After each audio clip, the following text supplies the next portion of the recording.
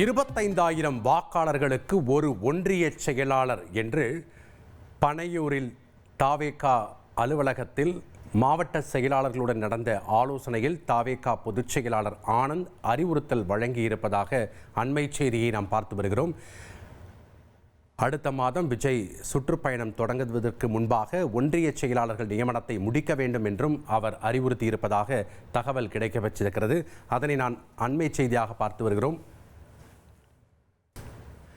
Reporter Manikandan வழங்கும் கூடுதல் விவரங்களை நாம் கேட்டு பெறலாம். வணக்கம் மணிகண்டன், இந்த மாவட்ட செயலாளர்களுடனான ஆலோசனை கூட்டத்தில் என்னென்ன அறிவுறுத்தல்கள்லாம் வழங்கப்பட்டிருக்கு, விவரங்களை பதிவு பண்ணுங்க.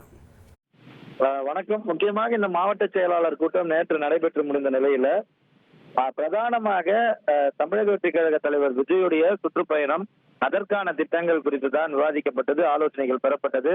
எந்த மாதிரியான ஏற்பாடுகள் செய்யப்பட்டிருக்கிறது என்ற தகவல்களை மாவட்ட செயலாளர்களிடமிருந்து தலைமை கேட்டு பெற்றுக் கொண்டது.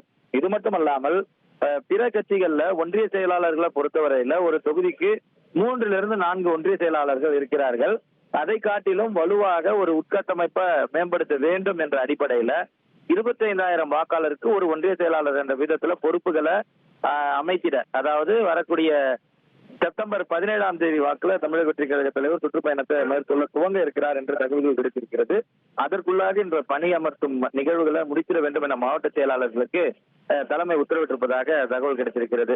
ஒரு 25,000 வாக்காளர்களுக்கு ஒரு ஒன்றிய செயலாளர் என்றால் சராசரியாக ஒவ்வொரு தொகுதிகளிலுமே ஒரு சட்டமன்ற தொகுதிகளிலுமே 2 2.5 லட்சம் வாக்காளர்கள் இருக்கிறார்கள். அந்த அடிப்படையில சட்டமன்ற தொகுதிக்கு 8 9 மாவட்ட ஒன்றிய செயலாளர்கள் வரை நியமிக்க வேண்டிய வேலை இருக்கிறது. பிரதான மாவட்ட செயலாளர்களை 2 குழுக்களாக பிரித்து முதற்கட்ட குழு நேற்றும், அதே போன்று 2ஆம் கட்ட குழு ஆலோசனை வரும் நாட்களில் நடைபெறும் என்றும் தகவல் வெளியாகி இருக்கிறது.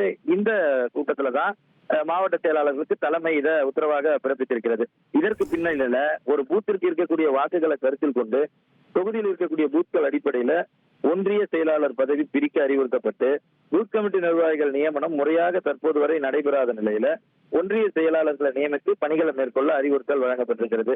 விஜய் சுற்றுப்பயணத்தை தொடங்குவதற்கு ஒன்றிய செயலாளர்கள் நியமனத்தை முடிக்க வேண்டும் எனவும் அறிவுறுத்தல்கள் வழங்கப்பட்டுள்ள நிலையில விஜய் சுற்றுப்பயணம் தொடர்பாக நேற்று பனையூர் அலுவலகத்தில் 20 மாவட்ட செயலாளர்களுடன் பொதுச் செயலாளர் ஆனந்த் நடத்திய ஆலோசனையில இந்த அறிவுறுத்தல்கள் வழங்கப்பட்டிருப்பதாக தெரியும்.